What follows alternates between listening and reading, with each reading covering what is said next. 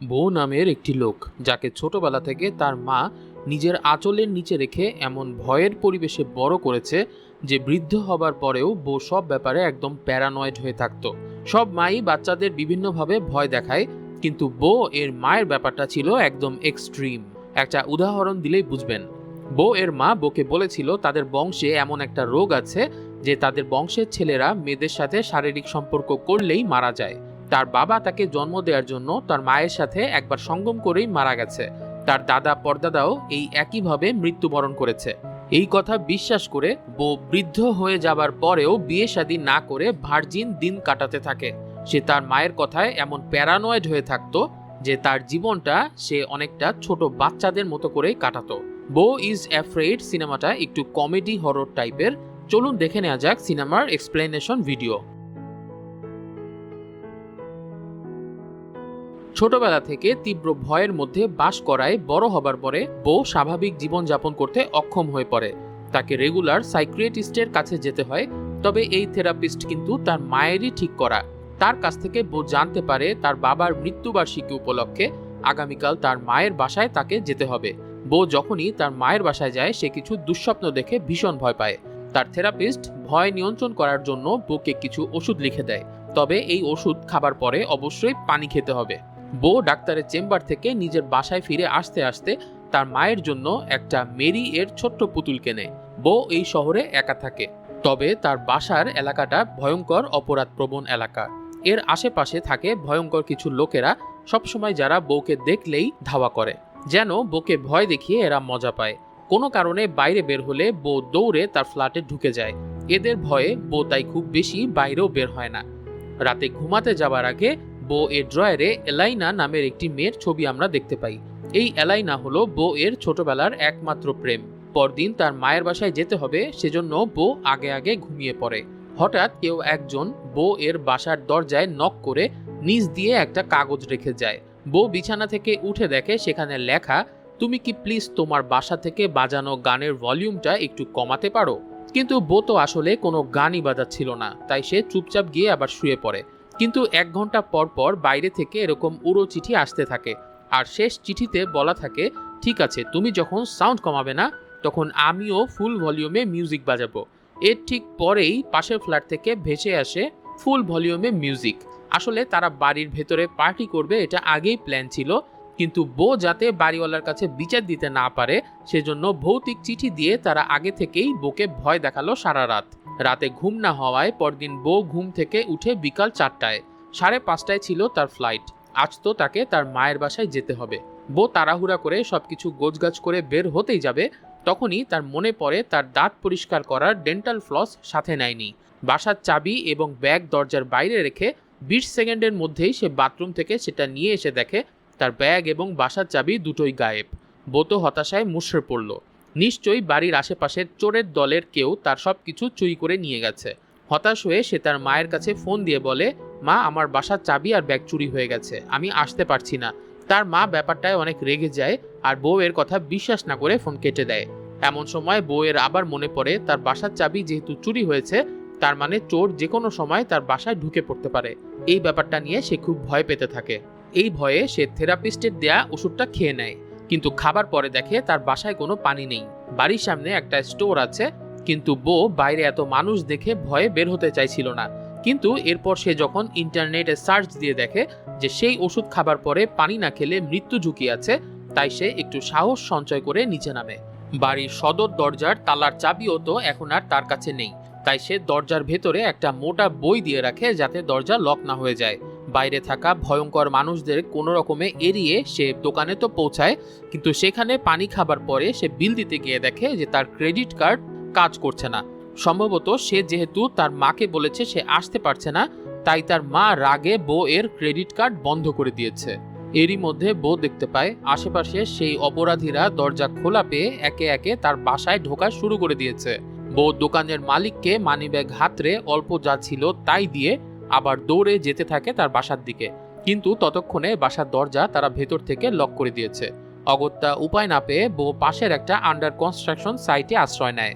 সে সেখান থেকে দেখতে পায় তার বাড়ির ভেতরে সেই পাগলগুলো ঢুকে পার্টি করছে আর তাণ্ডব চালাচ্ছে। এভাবে সকাল হয়ে যায়। বউ আস্তে আস্তে তার বাসার সামনে চলে আসে, দেখে বাড়ির সদর দরজা ভেঙে ফেলা হয়েছে। তার ফ্ল্যাটের সামনেই এক বিভৎস দেখতে লোকের লাশ পড়ে আছে, যে বেঁচে থাকতে বউকে অনেক ভয় দেখাতো। বউ এর বাসার ভেতরে লণ্ডভণ্ড অবস্থা, এমনকি কম্পিউটারের মনিটরের ভেতরে কে যেন জুতা ঢুকিয়ে দিয়ে গেছে। বউ নিজের এই অবস্থা জানানোর জন্য তার মাকে ফোন করে, কিন্তু তখন ফোন ধরে অন্য এক লোক। সেই লোক বউকে বলে এখানে একজন মহিলার মাথায় ছাদ থেকে ঝাড়বাতি পড়ে থেতলে গেছে, আর মহিলাটি এখানেই মারা গেছে।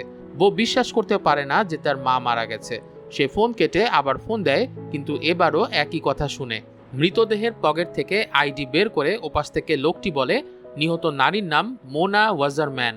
তার মায়ের নাম শুনে বউয়ের হাত থেকে ফোন পড়ে যায় এবং সে কাঁদতে থাকে। কিছুক্ষণ পর বউ কি করবে বুঝতে না পেরে বাথটাবে শুয়ে পড়ে গোসল করার জন্য। ঠিক তখনই সে উপরে তাকালে দেখতে পায় আগের দিনে বাসায় ঢোকা পাগলগুলোর মধ্যে একজন এখনো তার বাসার টয়লেটের ছাদে লুকিয়ে আছে। সেই লোকটার মুখে হঠাৎ করে একটা মাকড়সা চলে আসলে সে ভয়ে উপর থেকে ধপাস করে বউয়ের গায়ের উপরে পড়ে। বউ নগ্ন অবস্থায় ভয়ে ফ্ল্যাট থেকে বের হয়ে রাস্তায় এসে দৌড়াতে থাকে। রাস্তায় থাকা আরেক নগ্ন পাগল বউকে দেখে ভাবে নতুন পাগলের আমদানি হলো নাকি। তার ধাওয়া খেয়ে বউ একটা পুলিশের কাছে যায় সাহায্যের জন্য, কিন্তু পুলিশও বউকে পাগল মনে করে গুলি করতে উদ্যত হয়। তখন বউ ভয়ে আবার পালাতে গেলে বিশাল এক ট্রাকের ধাক্কায় আহত হয়ে অজ্ঞান হয়ে পড়ে। এরপরের 2 দিন বউয়ের আর জ্ঞান ফেরে না। এ সময় সে কল্পনায় তার ছোটবেলার স্মৃতি দেখতে পায়। বউয়ের বাবা ছিল একজন কনস্ট্রাকশন কোম্পানির মালিক। বিয়ের পরে বউয়ের মায়ের সাথে মাত্র একবার সঙ্গমের পরেই সে মারা যায়। আসলে তাদের বংশে একটা অসুখ আছে, ছেলেরা প্রথমবার বীর্যপাতের পরেই মৃত্যুবরণ করে থাকে।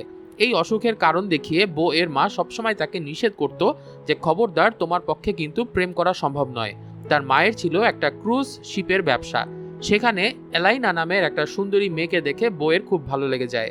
বউ শুরুতে ভয়ে থাকলেও এলাইনা এর আগ্রহে বউ ধীরে ধীরে তার সাথে ক্লোজ হতে থাকে। তবে বউয়ের সবকিছুতেই ছিল ভয়। সে আইসক্রিম খেত না ঠান্ডা লাগার ভয়ে, চকলেট খেত না কারণ চকলেটে থাকা আর্টিফিশিয়াল কালার শরীরে ক্যান্সার সৃষ্টি করে। তবে এলাইনা এর কাছে বউয়ের এই সহজ সরলতা অনেক পছন্দ হয়। সে বউকে নিজের ভালোবাসার কথা জানায় আর সেখানে তারা একে অপরকে চুমু খায়। কিন্তু সেটা দেখে ফেলে এলাইনা এর মা। সে টানতে টানতে তাকে রুমে নিয়ে যায়। সেদিন রাতে তারা ক্রুজ শিপ থেকে নেমে যায়। তবে যাবার আগে বউকে এলাইনা প্রতিজ্ঞা করায় যে বউ এলাইনা এর জন্য সারা জীবন অপেক্ষা করবে। জ্ঞান ফিরলে বউ দেখতে পায় সে একটা মেয়েলি রুমে শুয়ে আছে। আসলে সেদিন সে অ্যাক্সিডেন্ট করেছিল গ্রেস এবং রজার নামের এক দম্পতির গাড়ির সাথে। গ্রেসের কাছ থেকে বউ জানতে পারে সেদিন ট্রাকে ধাক্কা খাবার পরে সেই উলঙ্গ পাগল এসে বউকে ছুরি দিয়ে আঘাত করে আরও আহত করে ফেলে। যাই হোক, আপাতত এই দম্পতির সেবা যত্নে গত 2 দিন বউ খানিকটা সেরে উঠেছে। বউ জানতে পারে ওই দম্পতির নাথান নামের এক ছেলে ছিল যে আর্মিতে গিয়েছিল এবং যুদ্ধে মৃত্যুবরণ করেছে। তাদের টনি নামে এক মেয়েও আছে, কিন্তু টনি বউকে সহ্য করতে পারত না, কারণ গত 2 দিন ধরে বউ তার রুম দখল করে রাখছে। তাদের বাসায় একটা ক্যারাভ্যানে থাকতো জিভ নামের আরেকজন পাগল। সে টনি এর সাথে যুদ্ধে গিয়েছিল এবং গোলাগুলির ভয়াবহতা দেখে পাগল হয়ে গেছে। এদিকে বউ তার মায়ের উকিলকে ফোন করে জানতে পারে তার জন্যই তার মায়ের লাশ 3 দিন ধরে হিমাগারে রাখা হয়েছে। সে যেন তাড়াতাড়ি আসে যাতে দ্রুত মরদেহের শেষকৃত্য অনুষ্ঠান করা যায়। কিন্তু রজার এবং গ্রেস বউকে বলে এই অবস্থায় শরীরে ক্ষত নিয়ে বউ প্লেনে উঠতে পারবে না। তবে তারা পরদিন সকালে বউকে গাড়িতে করে তার বাড়িতে পৌঁছে দেবে। রাতে বউ টনিকে অনুরোধ করে তার রুমে ফিরে যাবার জন্য। টনি এতে আরো বিরক্ত হয় এবং তার ভাই এর পাগল বন্ধু জিফকে ঘুম থেকে ডেকে তুলে বউকে ভয় দেখাতে থাকে। পরদিন সকালেও কিন্তু বউ এর ফিরে যাওয়া হয় না। রজার নিজেও ছিলেন একজন ডক্টর। তার পুরাতন এক পেশেন্ট অ্যাক্সিডেন্ট করে আহত হওয়ায় সে বাসা থেকে বের হয়ে যায় এবং বলে যায় তারা আগামীকাল সকালে বউকে বাড়ি পৌঁছে দেবে। বউ ব্যাপারটা মানতে না পারলেও তার তো আর কিছু করার ছিল না। সে টনির ল্যাপটপে তার মায়ের মৃত্যু সংবাদ সার্চ করে দেখতে দেখতে মাথা ঘুরিয়ে বমি করে ফেলে। তখন টনি এসে চিৎকার করে বলে যে আর এক মুহূর্ত নয়, তুমি এখনই আমার সাথে বাসার বাইরে চলে যাবে। গাড়িতে টনি এবং টনির বান্ধবীরা বউয়ের সাথে মজা করতে থাকে এবং তার বেশ কিছু ভিডিও বানায়।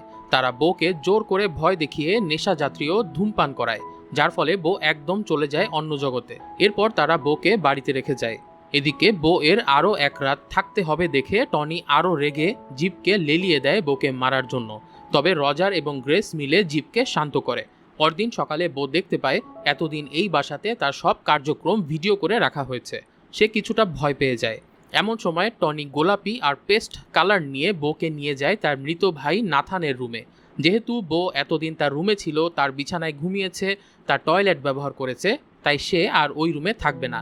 সে তার ভাইয়ের রুম বোকে দিয়ে গোলাপি আর পেস্ট রং করিয়ে এই রুমে এখন থেকে সে থাকবে। বো যতই বোঝানোর চেষ্টা করুক যে আজ সকালেই তো সে চলে যাচ্ছে, কিন্তু টনি নাছোড়বান্দা এবং অবুঝের মতো আচরণ করে। রেগে সে এক পর্যায়ে রঙের বালতি থেকে রং খেতে থাকে এবং এর ফলে সে মারা যায়। টনির মা গ্রেসি এসে যখন দেখে তার মেয়ে মারা গেছে, তখন সে বোকে দোষী ভাবে। সে রাগে জিভকে বলে যে বো তার মেয়েকে হত্যা করেছে, তাকে জিভ যেন টুকরো টুকরো করে ফেলে। ভয়ে বো দৌড়াতে দৌড়াতে একটা জঙ্গলের ভেতরে ঢুকে যায়, আর সেখানে সে একটা গাছের সাথে ধাক্কা খেয়ে অজ্ঞান হয়ে যায়। রাতের বেলা সে জঙ্গলের ভেতরে দেখা পায় অরফান অব দ্য ফরেস্ট নামের একটি ভ্রাম্যমাণ নাট্যদলের। এই দলের সবাই মূলত পরিবার বা সমাজ থেকে বিচ্ছিন্ন হয়ে দেশে দেশে ঘুরে মঞ্চ নাটক দেখিয়ে বেড়ায়। বো সেখানে যেয়ে তাদের শো দেখতে থাকে। আর ওদিকে জিভ কিন্তু পুরোদস্তর সৈনিকের সাজে অস্ত্রশস্ত্র নিয়ে জঙ্গলের ভেতরে বোকে খুঁজে বেড়াতে থাকে। নাটক দেখতে দেখতে বো ক্ষণিকের জন্য জিভের কথা ভুলে গিয়েছিল, কিন্তু আসলে বইয়ের পায়ে লাগানো ছিল একটা ট্র্যাকিং ডিভাইস, যেটা ফলো করে জিভ পৌঁছে যায় সেই নাট্য দলের শোতে। সেখানে সে অস্ত্র ব্যবহার করে ম্যাসাকার চালায়। তবে একসময় নাটকের লোকদের সাথে হাতাহাতিতে নিজেও গুলিতে আহত হয়ে মারা যায়। জিভ মারা যাবার পর বইয়ের পায়ে লাগা ট্রাকারটাও বিস্ফোরিত হয়ে নষ্ট হয়ে যায়। এখানে বো বুঝতে পারে আসলে রজার এবং গ্রেস দম্পতি তাকে এখানে নিয়ে আসার জন্য নিশ্চয়ই কোনো উদ্দেশ্য ছিল তাদের। এ কারণে তারা তাকে তার মায়ের ফিউনারেলে যেতে দিচ্ছিল না। যাই হোক, আপাতত তাদের হাত থেকে বো পালিয়ে একটা লোকের কাছ থেকে লিফট নিয়ে পৌঁছে যায় তার মায়ের বাসায়। বো সেখানে পৌঁছাতে দেরি করায় সে গিয়ে দেখে তার মায়ের শেষকৃত্য অনুষ্ঠান শেষ হয়ে গেছে। তার মায়ের স্মৃতি তাকে অনেক কষ্ট দিচ্ছিল। ছোটবেলা থেকেই বিভিন্নভাবে ভয় দেখানোর কারণে বউ কিন্তু সবসময় তার মায়ের উপরে নির্ভরশীল হয়ে থাকতো।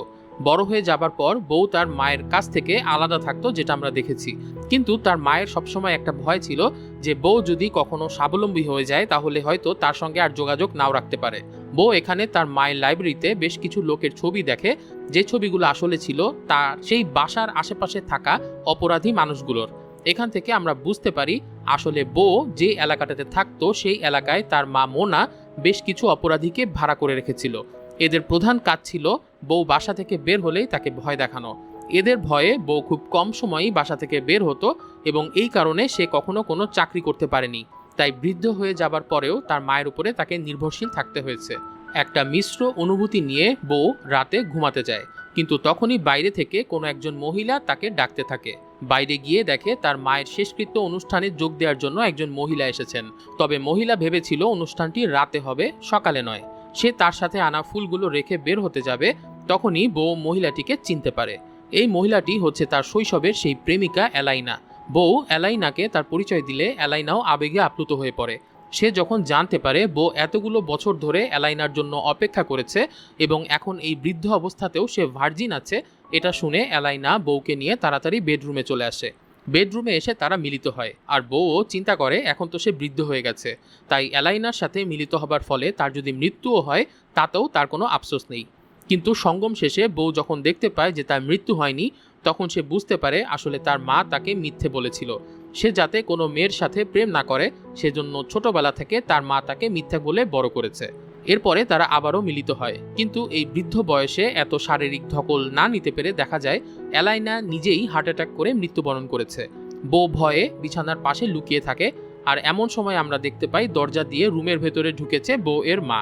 তার নির্দেশে দুজন কর্মচারী এসে রুম থেকে এলাইনার মৃতদেহ বাইরে নিয়ে যায়। এরপর নিচে ড্রয়িং রুমে তার মা চলে গেলে বউ সিঁড়ি দিয়ে নেমে আসে নিচে এবং তার মায়ের সঙ্গে কথা বলে। তার মা তাকে বকাঝকা করতে থাকে, কারণ বউ জানতো যে তার মা মারা গেছে। তারপরও সে 3 দিন ধরে বিভিন্ন কারণে এখানে সেখানে থেকে আসতে দেরি করেছে। এতেই প্রমাণ পাওয়া যায় যে বউ আসলে তার মাকে ভালোবাসে না এবং তার মায়ের শেষকৃত্যের দিনেও সে তার বান্ধবীকে নিয়ে তার মায়ের বিছানাতে মিলিত হয়েছে। মোনা কখনো ভাবতে পারেনি যে তার ছেলে এত নিচে নামতে পারবে। বউ তখন তার মাকে বলে সে অনেক আগে থেকেই জানতো যে তার মা আসলে মারা যায়নি, কারণ সে মৃতদেহের হাতে থাকা সেই জন্মদাগ দেখে বুঝেছিল এটা তাদের বাড়ির পুরাতন কেয়ারটেকার মার্থা। আসলে এই মার্থাকে মোনা মাথার উপরে ঝাড়বাতি ফেলে হত্যা করে নিজে মারা যাবার নাটক সাজিয়েছিল। সে দেখতে চেয়েছিল যে তার ছেলে তার মৃত্যুর খবর শুনে কি রিয়্যাক্ট করে। এমনকি ওই যে রজার এবং গ্রেসি দম্পতি, এই দুজনকেও মোনা সেট করে রেখেছিল যাতে তারা বউকে বিভিন্নভাবে আসতে বাধা দেয়। ওই বাসাতে এজন্য বউ যা করছিল সবকিছু ভিডিও রেকর্ড করে মোনা দেখতে পেত। মোনা আসলে দেখতে চায় তার ছেলের লয়ালিটি, সে কতটা জোর করে তার মাকে দেখতে আসে সেই ব্যাপারটা সে দেখতে চেয়েছিল। বউ যে তার মাকে কম ভালোবাসে এই কথাটা প্রমাণের জন্য সে বউ এর সাথে সেই থেরাপিস্টের কথোপকথনের রেকর্ডগুলো বাজিয়ে শোনায়। আগেই বলেছিলাম এই থেরাপিস্ট ছিল আসলে মোনা এর ঠিক করা, এবং এ কারণে বউ তার মনের গোপন কথাগুলো যেগুলো বিশ্বাস করে সব থেরাপিস্টের সাথে শেয়ার করত সেগুলো সবই তার মা জেনে যেত। ফাইনালি বউ এর মা একটা ছাদের উপরে গুপ্ত ঘরে তাকে নিয়ে যায়, কারণ সে বউকে দেখাতে চায় যে কি কারণে সে সবসময় একটা ভয়ের পরিবেশের ভেতরে বউকে রেখেছিল। বউ সিঁড়ি বেয়ে উপরে গিয়ে দেখে তারই মতো এক বৃদ্ধ লোক সেখানে বাঁধা অবস্থায় পড়ে আছে। সম্ভবত এই বৃদ্ধ লোকটি তার বাবা, কিন্তু লোকটার বিশেষ অঙ্গ একটা দানবের রূপ ধারণ করে শরীর থেকে আলাদা হয়ে গেছে। বউ ব্যাপারটা থেকে ভয় পায়, আর সে দেখে সেখানে তাকে তাড়া করতে করতে হাজির হয়ে গেছে জিভ। তবে সেই মনস্টারের সাথে মারামারির এক পর্যায়ে জিভ আবারও মারা যায়, আর বউ ভয়ে দ্রুত সেখান থেকে নেমে আসে। আসলে এই পুরো ব্যাপারটা ছিল এক ধরনের প্রতীকী। এটা মূলত ছিল মোনা এর স্মৃতির করিডর। এই দৃশ্যগুলো থেকে আমাদের যেটা বোঝানো হয়েছে সেটা হলো বউ এর বাবা আসলে মারা যাননি, তিনি মূলত বউ এর মাকে প্রেগনেন্ট করে তাকে ত্যাগ করে চলে গিয়েছিলেন। বাবা হিসাবে তিনি তার বিশেষ অঙ্গ দিয়ে তার মাকে প্রেগনেন্ট করা ছাড়া আর কোনো দায়িত্বই পালন করেনি। তাই এখানে সেই বিশেষ অঙ্গকেই মোনা বউ এর সাথে পরিচয় করিয়ে দেয় তার বাবা হিসাবে। বউ তখন বুঝতে পারে যে কতটা স্ট্রাগল করে তার মা তাকে বাবা ছাড়া বড় করেছে। তখন সে তার মায়ের পা ধরে মাপ চায়, কিন্তু বউ এর মা তখন তাকে অনেক আজে বাজে কথা বলে এবং তাকে তুলনা করে তার বাবার সাথে। এসব উত্তপ্ত বাক্য বিনিময়ের এক পর্যায়ে বউ তার মায়ের গলা চেপে ধরে। পরে অবশ্য সম্বিত ফিরে পেয়ে গলা ছেড়ে তাড়াতাড়ি বউ যখন মাফ চায় ততক্ষণে তার মা তীব্র শকে পাশে থাকা একটা অ্যাকুরিয়ামের কাঁচ ভেঙে ভেতরে পড়ে গিয়ে মারা যায়। বউ এরপরে কি করবে বুঝতে না পেরে বাসা থেকে বের হয়ে একটা নৌকা নিয়ে পালিয়ে যেতে থাকে। কিন্তু এত ভীতু একটা মানুষ যে বৃদ্ধ হওয়া পর্যন্ত মায়ের আঁচলের নিচে থেকেছে, সে আজকে তার মাকে হত্যা করার বিষয়টি নিয়ে হ্যালুসিনেশনে চলে যায়। সে দেখতে থাকে পাহাড়ের চারপাশে হঠাৎ করে অনেক মানুষ উপস্থিত হয়েছে তার বিচার করার জন্য। সেখানে থাকা তার মায়ের উকিল বউ এর করা সারা জীবনের খারাপ কাজের ফিরিস্তি দেয়, আর শেষমেশ তার মাকে হত্যার জন্য তাকে মৃত্যুদণ্ড দেয়। এসবের মধ্যেই হঠাৎ করে বউ এর নৌকায় আগুন ধরে যায় এবং পরে এক বিস্ফোরণে বউ সেখানে পানিতে ডুবে মারা যায়। সিনেমাটিতে অনেক কিছুই কিন্তু প্রতীকী হিসাবে দেখানো হয়েছে। পুরো সিনেমাটাকে সামারাইজ করলে আমরা যেটা বুঝতে পারি সেটা হলো বউ এর বাবা তার মাকে প্রেগনেন্ট করে পালিয়ে যায় এবং তারপর বউ এর মা মোনা অনেক স্ট্রাগল করে ছেলেকে বড় করে, কিন্তু তার ভেতরে সবসময় একটা ভয় থাকতো যে তার বাবার মতো হয়তো বউ নিজেও একদিন তাকে ছেড়ে চলে যেতে পারে। তাই সে সবসময় বউকে বিভিন্ন কথা বলে ভয় দেখাতো এবং বিভিন্ন লোক নিয়োগ করত যারা বউকে ভয় দেখাতে ব্যস্ত থাকবে। এই তীব্র ভয়ের ভেতরে থাকার কারণে বউ কখনো স্বাবলম্বী হতে পারেনি। এ কারণে বউয়ের শরীরটা বৃদ্ধ হয়ে গেলেও তার ভেতরে বাস করত একটা ভীতু শিশু, যে একদিন বিভিন্ন পারিপার্শ্বিকের চাপে পড়ে এবং তার মায়ের প্রতি ক্ষোভ থেকেই তার মাকে হত্যা করে বসে। পরবর্তীতে অনুশোচনার কারণে সে হ্যালুসিনেশনে ভুগতে থাকে এবং নৌকায় করে পালানোর সময় ইঞ্জিন বিস্ফোরণে মারা যায়। শেষ অবস্থায় তার মাথার ভেতরে যে বিচার কার্যের কল্পনা করেছিল সেটাকে অনেকটা ব্যাখ্যা করা যায় এভাবে যে বউ সারা জীবন যেভাবে তার মায়ের হাতে নিয়ন্ত্রিত হয়েছে, সে বুঝতে পেরেছিল তার মায়ের কন্ট্রোল থেকে তার মা মারা যাবার পরেও সে বের হতে পারবে না। শুধুমাত্র তার মৃত্যুর মাধ্যমেই সে তার মায়ের নিয়ন্ত্রণ করা জীবন থেকে বের হতে পারবে, এবং সেই পথটাই সে শেষমেশ বেছে নেয়। সিনেমার এক্সপ্লেনেশন ভিডিওটি এখানেই শেষ হলো। ভিডিওটি ভালো লাগলে একটি লাইক করে দেবেন এবং এরকম আরও ভিডিও দেখতে চাইলে চ্যানেলটি সাবস্ক্রাইব করে দেবেন। বউ এর মা যেভাবে ছোটবেলা থেকে তাকে বিভিন্ন জিনিসের ভয় দেখিয়ে নিজের সাথে আগলে রাখতে চেয়েছে, এই ব্যাপারটা আপনারা সমর্থন করেন কিনা সেটা কমেন্টে জানাবেন। সবার সুস্থতা কামনা করে ভিডিওটি এখানেই শেষ করছি। বিদায়।